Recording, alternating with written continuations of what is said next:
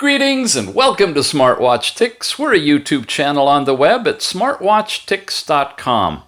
Unusual times we're living in right now. While we're filming this, we are approaching apexes all over the place of the coronavirus, hitting mostly the United States, but the whole world as well.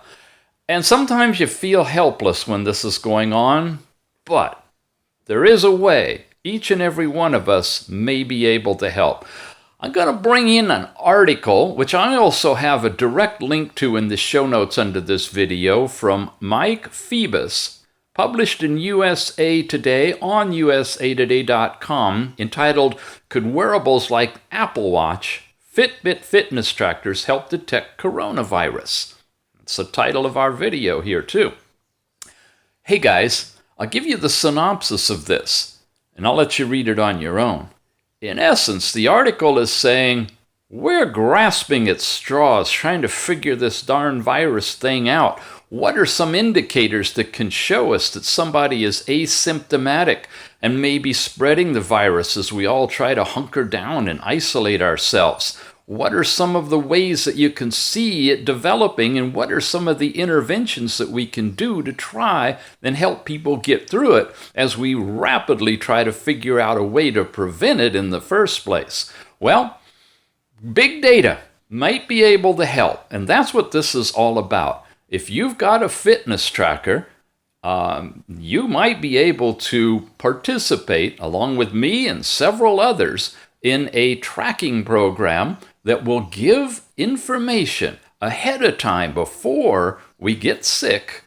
Hopefully we don't, but if we do, we can provide some data that may be able to help out in determining what we can do to identify it and intervene to help mitigate it.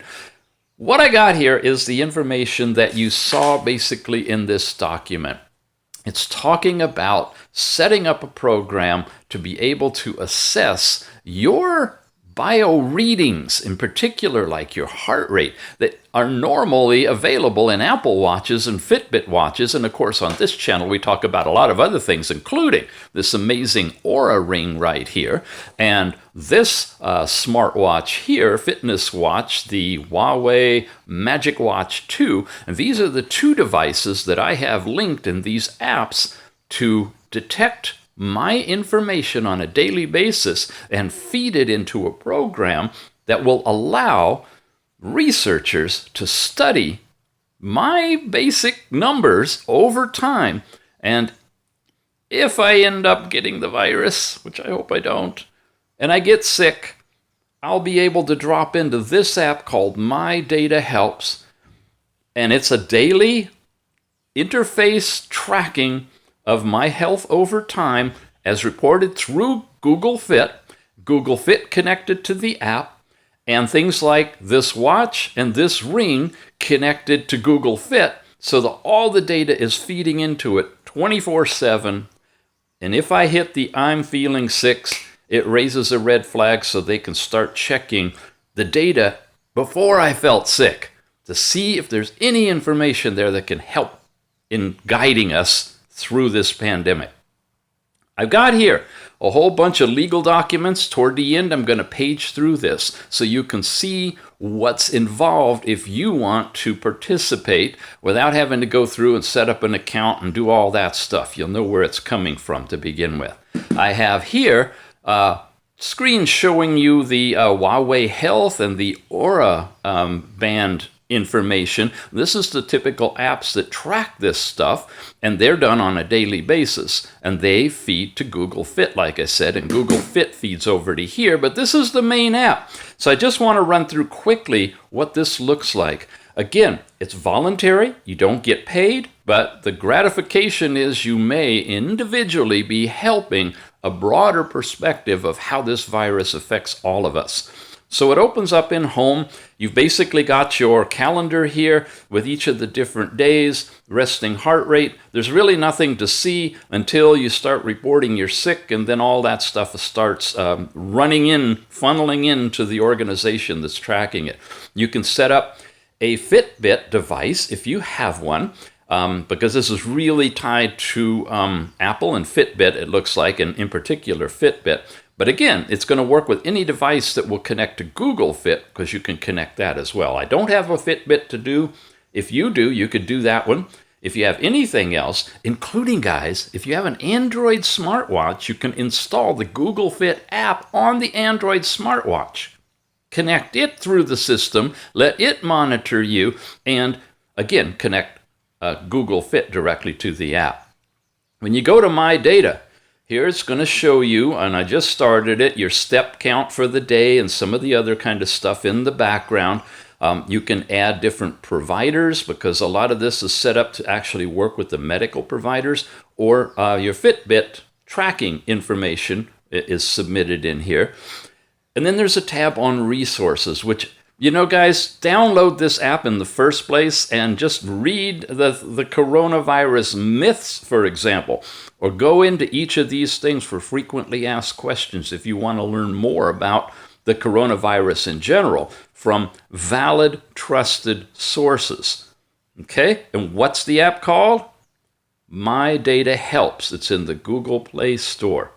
Okay, and that tab is what's going to give you this information. Tasks, as you're going through, logging in, reading these documents, and signing up for it, all of those tasks are kind of followed through this. And when you've done all of that stuff, it's complete. If you get sick, you may be given tasks to do in here related to where you are in your sickness. I don't know, haven't gone as far into that. And then the account is literally where you are signed up, which study you are in, and we're going to be in the Scripps Research Detect program on this one. And it gives you about and information and who these guys are. And then it talks about consent documents, which I'm going to show you over here. And you guys can take a moment to freeze frame your YouTube and read that if you want to. Don't want to make this any longer than necessary. There are a lot of different research projects that this app and these folks have going on. And so there's different research studies, and you can even scan codes if you were invited to join a different one. This is a universal app. Again, it's called My Data Helps. But we are looking at the Detect app, which is specifically for the coronavirus, or the Detect project within this particular app. And that's all this stuff here. So back here at home, this is where you, once you're all connected, you would activate this if you're feeling sick. If you're not, just keep doing your daily thing. Make sure you update Google Fit. Make sure your Fitbit is updated, and open the app and let it sync so that all your data is being synced in the background. And they may take all of that into consideration. Your zip code is the area where you're living is all part of this. When the weather's changing and it's getting warmer or cooler, and your heart rate and all that stuff are changing, all that big data, and again, they're not tracking you individually, but big data can be helpful in trying to find out what's going on and where this virus is going. Okay? So, like I said, one of these apps that ties to a watch is the Huawei app. And the Huawei app, in this case, is the Magic Watch 2. And this is just basically what you get when you refresh it. One of the things I really like about this watch is it has this stress level computation. And it tells you basically how stressed out you are. That's not something that they're really looking at yet in detail. It's mostly temperature, breath rate, coughing, those kind of things. But your stress level is being tracked as well by this particular device, along with your sleep, your heart rate, and exercise records that you do. But the important stuff that'll be transferred over for here is most likely your heart rate, stress level, and sleep information. You also have available, if you have an Oura Ring, and I hope you guys do, if you have one, please participate in not just this one, but there's another one out of San Francisco study that's going on that is really, really worthwhile. The Oura Ring has tremendous information available to it.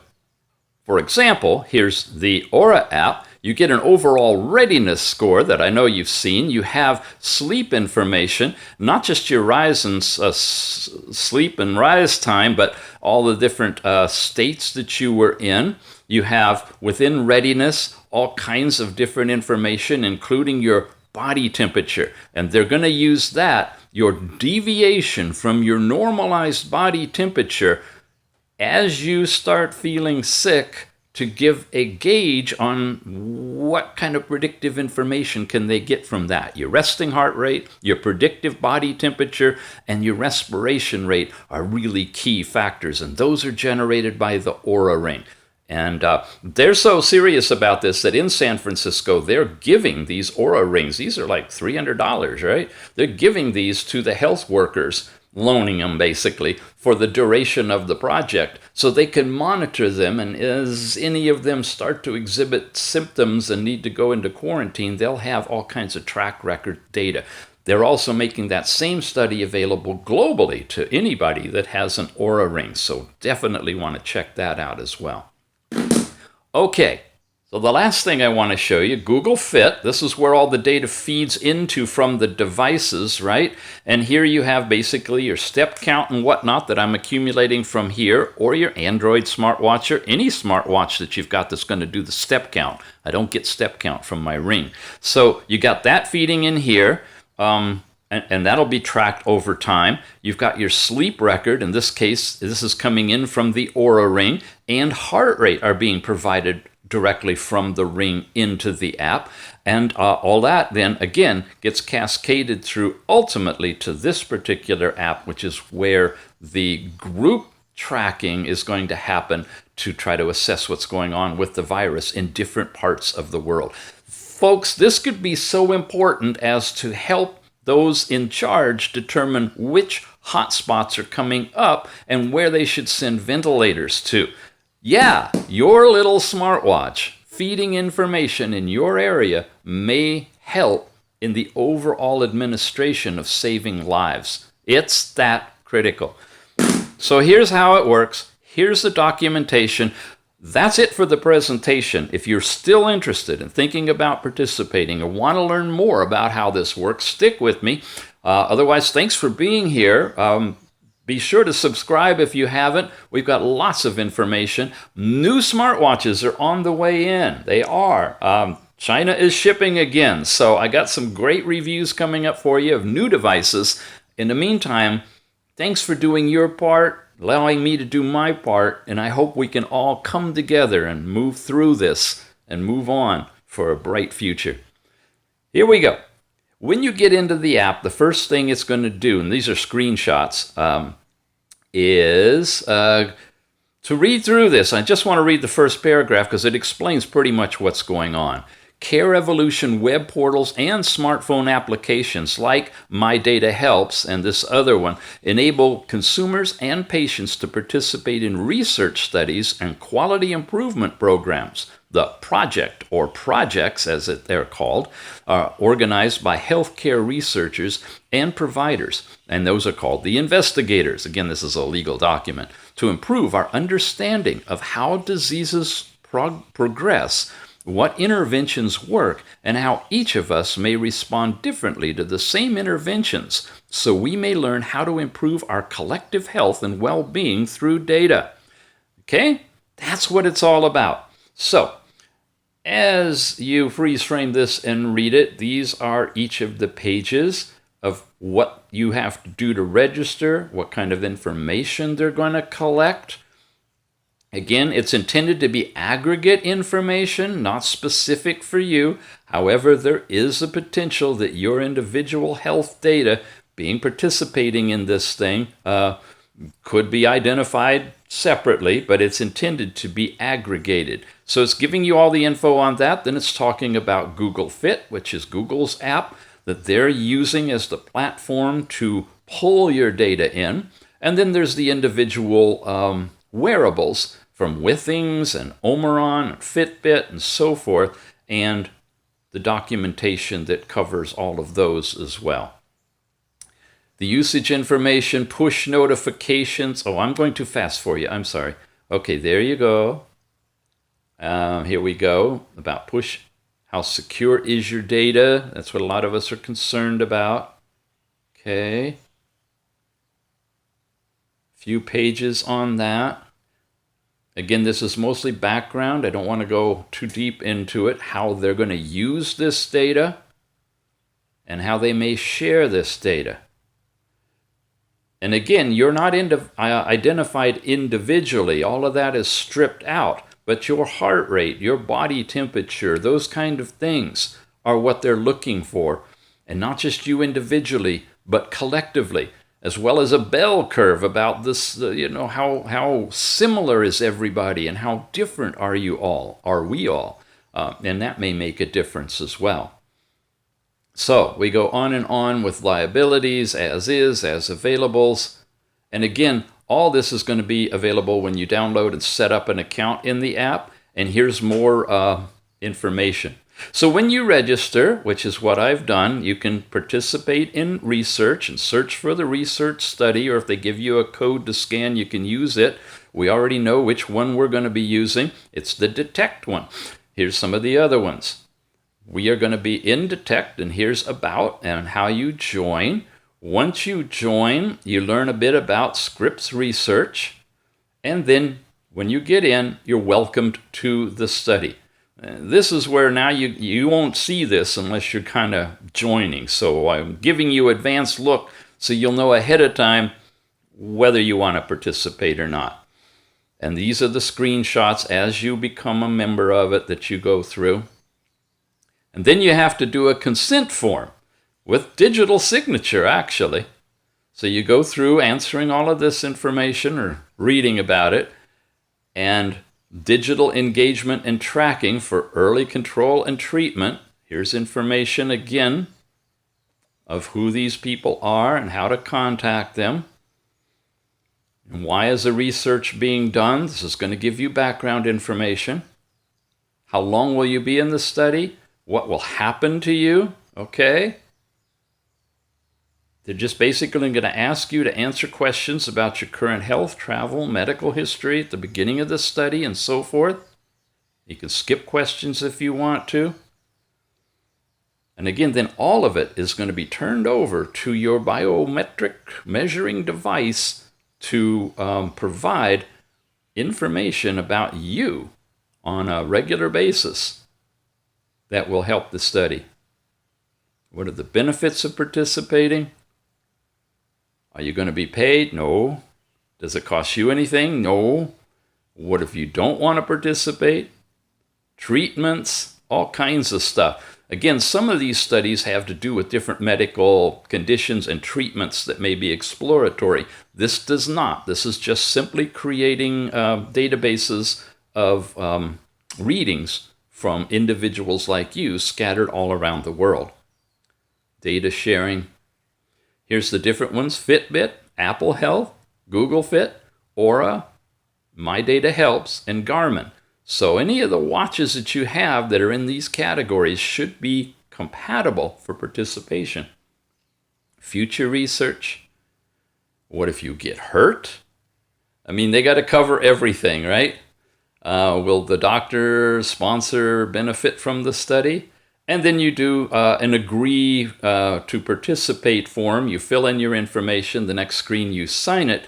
And then you're basically registered because you literally are doing a digital signature with your finger on the thing and sending that in.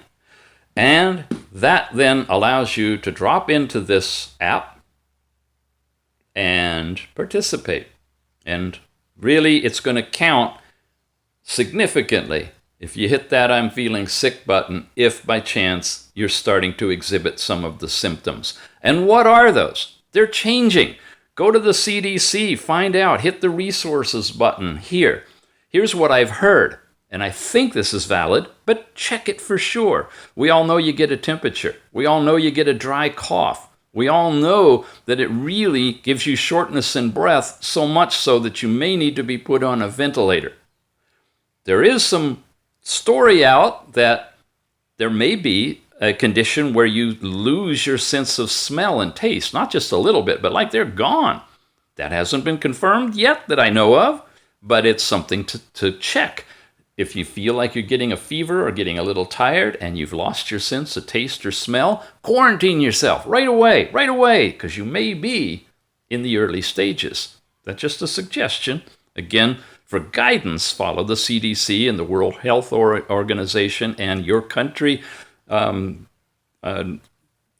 things that they're telling you should be doing. But just be aware of that. That might be something. Some people have talked about digestive issues, getting an upset stomach, maybe even vomiting. Don't know. But that's part of what research is able to tell.